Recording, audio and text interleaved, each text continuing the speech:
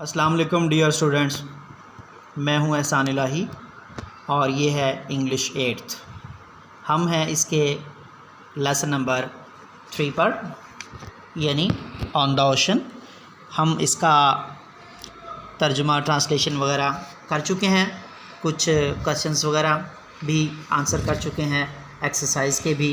और आज हम हैं इसके सी जुज़ पर, जहाँ पर लिखा हुआ है prefix. The prefix this means not and the prefix inter means between। ये दो प्रीफिक्सेस डिस के और इंटर के मीनिंग बताए हुए हैं, यानी डिस का मतलब नॉट है और इंटर का मतलब है दरमियान। तो मिसाल के तौर पर उन्होंने आगे कुछ लफ्ज़ लिखे हुए हैं और एक टेबल आपके लिए बुक में जो है वो बनाया है। तो यहाँ पर डिस और इंटरेस्ट को मिलाकर हम एक लफ्ज़ बना सकते हैं, वो होगा डिसइंटरेस्ट। इंटरेस्ट का मतलब है दिलचस्पी और डिसइंटरेस्ट का मतलब अदम दिलचस्पी, यानी दिलचस्पी ना होना। इसी तरह से डिस और लाइक को मिलाकर हम लफ्ज़ बनाएंगे डिसलाइक, यानी लाइक मतलब पसंद करना और डिस का मतलब पसंद ना करना। यानी किसी भी लफ्ज़ के साथ आप इसे मिला लें तो डिस जो है वो नॉट यानी ना का मीनिंग जो है वो देगा। इसी तरह से इंटर को जब हम सिटी के साथ मिलाते हैं तो ये बनता है इंटर सिटी, यानी शहरों के दरमियान। इसी तरह हम जब इंटरैक्ट या इंटरलिंक या इंटरप्ले बनाएंगे तो सब के साथ मिलकर इसके मीनिंग बनते जाएंगे दरमियान के। Use new words in your sentences. यहाँ पर हम पढ़ने वाले हैं सिमिली, यानी तशबीह। A simile compares two things using like or as, यानी दो चीज़ों को like या as से मुआजना करने वाले लफ्ज़ सिमिली कहलाते हैं। He is as brave as a lion, वो शेर की तरह से बहादुर है। He fought like a lion, वो शेर की तरह से लड़ा। यानी दोनों जगह पर किसी शख्स को उसकी बहादुरी की बिना पर शेर से तशबीह दी गई है। We see an example of simile in the poem. Poem में से भी हम इसकी मिसाल देख सकते हैं, जैसे कि एज आइडल एज आ पेंटेड शिप। इस तरह से बेकार या बेहिस्सो हरकत जैसे कि कोई तस्वीरी जहाज़। Make your own simile with the given words.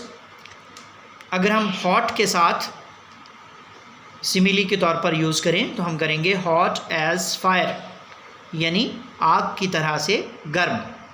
इसी तरह से अगर हम कहें बिग तो हम लिखेंगे बिग एज़ एलिफेंट, यानी किसी हाथी की तरह से बड़ा।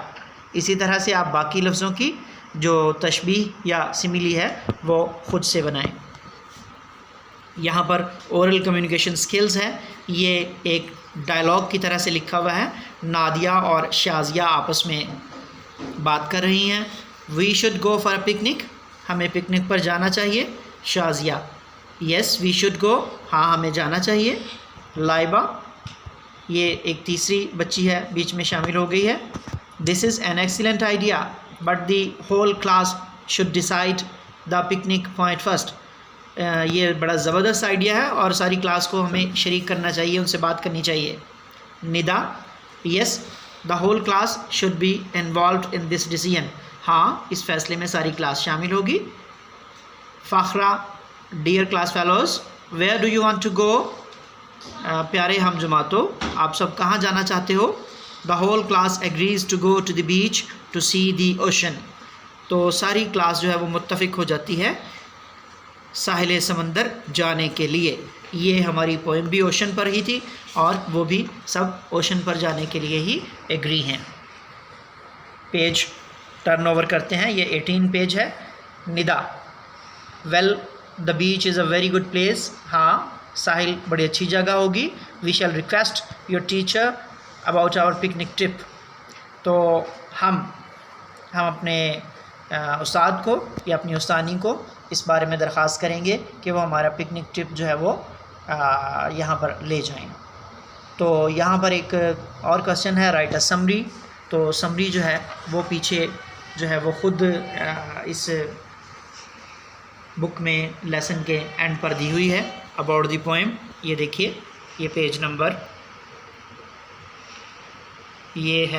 15 जहाँ पर के इसकी समरी जो है वो लिखी हुई है।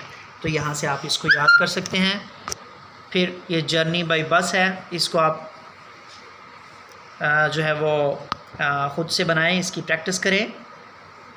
ये keep in mind the topic sentence and spotting details in a paragraph. यहाँ पर वो कुछ हिंट्स दे रहा है जर्नी बाय बस के ज़रिए से, यानी बस स्टैंड का जिक्र हो, ट्रैवलर्स का हो, ड्राइवर्स का हो, कंडक्टर का हो, टिकट्स का हो, हाकर्स का, हॉट, रेनी, स्टॉर्मी, विंडी, कैसा डे था वो, pleasant, horrible feelings at ETC। तो ये सारे वो इशारे आपको दे रहा है कि इन लफ्ज़ों को शामिल करके आप अपना बस का जो जर्नी है उसके बारे में लिखें। आपके लेवल तक 10 से 12 लाइनें जो है वो काफ़ी होती हैं। आप इसके लिए जो है वो एक्सरसाइज करें। अल्लाह हाफिज़।